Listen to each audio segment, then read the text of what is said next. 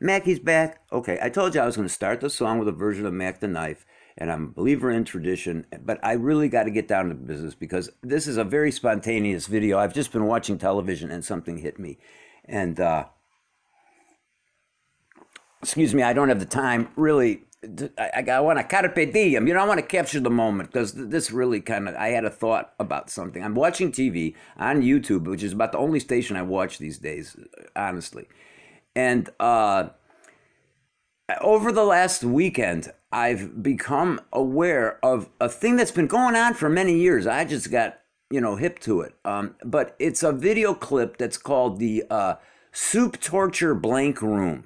Okay, it's also called sometimes, let's see, the Blank Soup Room, or the Soup Torture, it's also been called. But what it is, basically, is about, well, there's two versions. It's the same version, but there been two sections of it released. They're each about a minute long. And what it consists of is a character that was developed by a Walt Disney, I think, animator, who I believe got fired, but I'm not sure about that. And then developed as an animator this character that he called Ray Ray. And Ray Ray is a very odd-looking individual.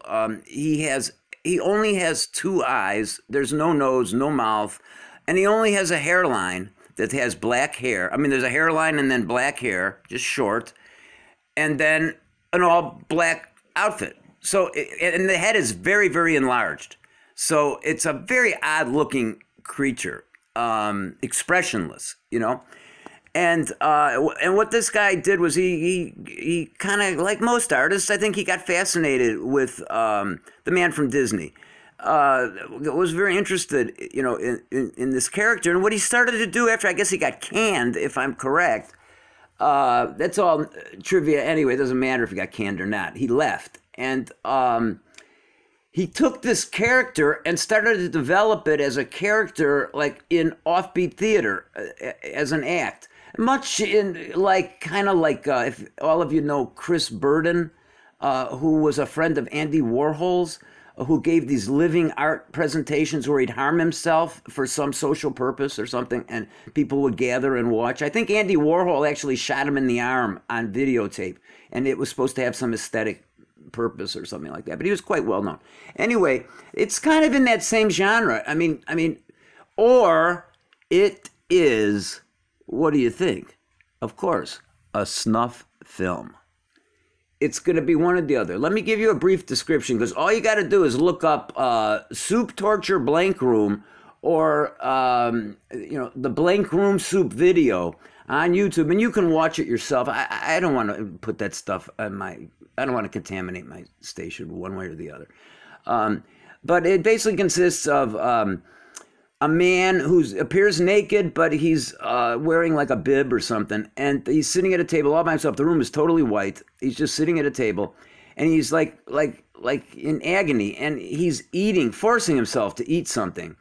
And then all of a sudden, these two Ray Ray characters come out into the room, and they start to very gently nurture him as he's eating this, whatever it is, looks like it's horrible. Now, and then the second video that was released was the guy's still crying, forcing himself to eat this whatever it is, and he's crying, and the two Ray Ray characters come out. They put their hands in front of their groin, kind of cover, just like humble, sort of and all of a sudden one starts to run at him, and then it cuts off. Okay, and there's this big just look up on YouTube, either Ray Ray or Soup Torture Blank Room. Blank meaning it's blank. It's just a white room. I mean, it's very eerie and it's very disturbing. Okay, and but here's the catch. Okay, I've spent a whole weekend almost, or not. It's not the weekend. What am I talking about? But a few days, watching these videos, and what I've become aware of is that Yeah, there's a lot of people. See, it started on the dark web and then it got uploaded to YouTube. So yes, there are a lot of people who are, putting this up, but it really, and there's all this, there's this whole thing. Here's what my point. Okay, there's this whole thing, several follow-up videos about like the meaning of this. What is it? Is it a form of torture? Is it a fetish? Is it a goof? Is it, what is it? And it's viral. I mean, everybody, it's the first time I saw it, but it's viral. And so, and it was produced, the first time they saw it, I think was in like 2005. So it's been around for a long time.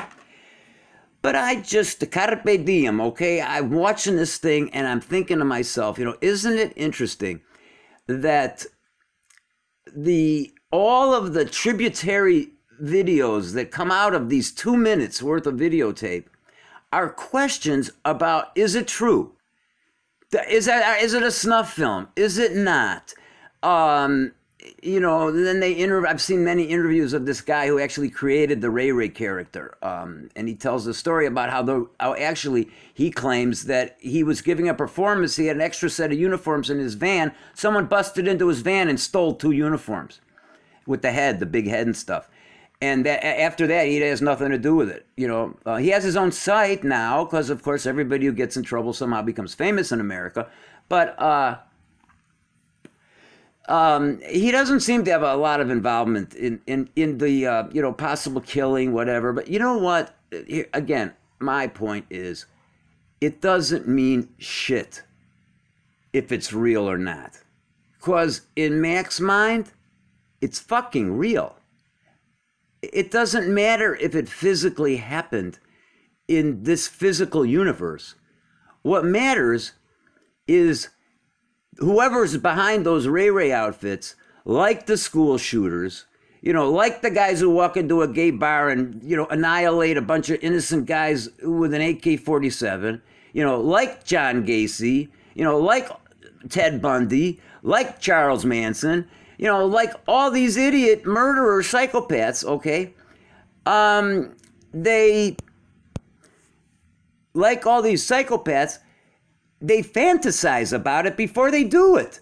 So whether someone's done something or not really doesn't matter. What really matters is whether someone's fantasizing about it. If you're mad at somebody, don't ever fantasize about beating the shit out of them, okay? Because it's just going to fuel your fire, okay? I mean, this comes from the part of me that's a clinician, okay? Don't do that. It's not smart. Pedophiles shouldn't be watching pornography at all, okay? Because it objectifies sex, and that's what they do to commit a crime, to get over their internal inhibitions in the first place to committing such an atrocity. And so you don't want to be fantasizing stuff that's bad, okay? I don't necessarily mean watching it is bad, necessarily, because it's just, you can make of it what you want. But to start trying to figure out whether it's true or not is ridiculous because somebody made it. And there's millions of other ones like it. And there's like, just turn on Hulu or Netflix or, any of that kind of stuff. And, they have a section called, horror, and then horror on steroids, and then a section on, horror on steroids times 2. I mean, what is it about gore and horror that attracts the human organism is much more interesting to me than whether this was actually true or not, because it came out of somebody's mind. And it wasn't Mack's mind, I guarantee you. Okay? So, just wanted to work in the name of the show,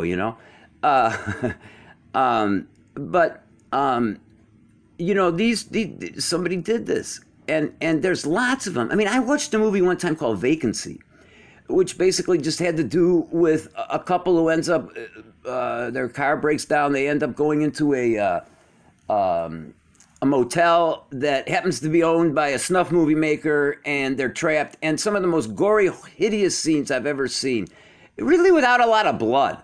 I mean, just a lot of pleading and having sex while they're stabbing them, and crazy, horrible things. Okay. Face it, guys, I'm sorry, to be the Grim Reaper, but this stuff goes on. And that's part of the reason that in my first video, I said, if any of you are interested in the offbeat, that's what the show will be partly about. And this is very offbeat, I'm sorry. And So, again, my point why waste your time trying to figure out if this is real or not? It's real. It's real. Somebody thought it up. It's real. Somebody acted it out if it wasn't real. And if it was real, it's a terror. They're trying to make this stuff up about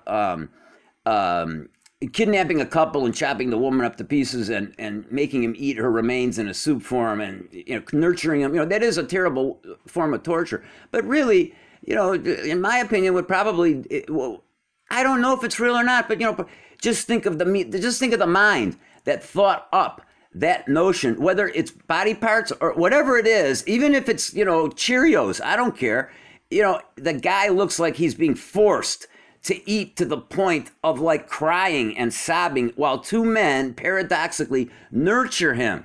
Like, come on, keep going, honey. You're doing a good job. They don't say a word. It's all silent except the crying. But they're petting him like an animal. I don't know. It's disgusting. It's the ultimate in objectivity. So somebody's mind thought that up, and a lot of people's mind think that up. And instead of debating whether things are real or not, why don't you, just like, I hate to make these analogies, but, for a long time, I'm sure the Jewish people in Germany didn't think that what was going to happen happened, And I'm saying, when you see minds like this, and then people trying to analyze, and also people being drawn to it. I mean, that to me is fair. I'm drawn to it. I'm wasting my time, not wasting my time, but I'm making a video about it because why am I doing that? Well, I'm going to tell you one hint. It's no answer. It's not the wise man on the hill. What I'm going to quote was said like I don't know, over 100 years ago, okay? But it's a quote of Sigmund Freud. And every time there's a school shooting or, a Ted Bundy or, an Ariel Castro or a Charles Manson, or a Ted Kaczynski, or, I could just go on and on. Every time, you see one of these guys, realize there's probably about 50 or 100 more of just one individual, okay? Because if a film can find itself to public media of a thought that's so disgusting, this quote is very apropos. And let me say, I'm going to try to remember it as best I can, but let me try to do it literally. Hold on. Hold on a minute. Okay. Sigmund Freud said, if one forgets that the human organism is still a member of the mammalian species, then one forgets a significant aspect of human nature. Ooh, I did it. Let me see if I can do it again, okay? If one forgets that the human organism, right, is basically a member of the mammalian species, like my friend over here. Let's see, can I get her to the camera? Where is she? Well, take a look. Can you see her there? All right. Anyway, that okay. We'll do it again, right? If one forgets that the human organism is still a member of the mammalian species, then one loses a great deal of understanding of human nature. Okay? What he's saying basically is we're still animals. We are still animals. And the proper upbringing socializes those animalistic parts. But it certainly explains why, if you're not socialized the right way, why we see things like shootings and bullshit like this on TV. Now, I'm not saying ban it. I'm not a censorship person. But I think think about that quote. I'm going to say it one more time, okay? I think it's really important, and I think if you really integrate it, it will penetrate, what the emotions behind what I'm talking about. One more time, me. If one forgets that the human organism is still a member of the mammalian species, then one loses a great understanding of human nature, okay? I suggest thinking about that. It's in Mack's mind, and it also answers the question. That quote answers the question why we're attracted to shit like this. Because we're still animals of some sort. Okay, that's the bottom line. I'm not saying we're bad animals. You know, look at old Meatball over here. She's great. Here she is. Here she's coming. Come here, Meaty. Meaty, come here. Come here, baby. Here. Say hello to the public. Yeah. But anyway, I hope I made my point. I'm going to go back and be an animal and watch some more of these videos. But I'm not going to try to figure them out. I'm going to acknowledge that it sort of turns me on somehow. I don't know. And probably it turns everybody on. And they just disguise it. What does this mean? Is it real? Is it... It came out of somebody's mind. And that's because it was a less socialized animalistic mind. And that explains school shootings and the like.